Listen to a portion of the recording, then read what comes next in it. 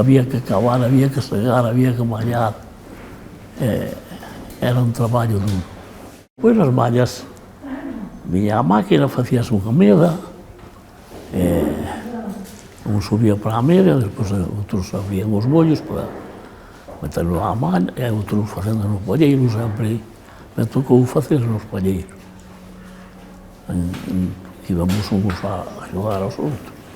A sega levaba 15 días, polo menos.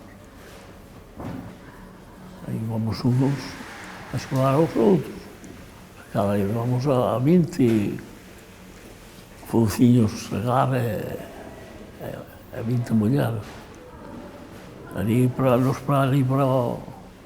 a festa sempre se trataba de comprar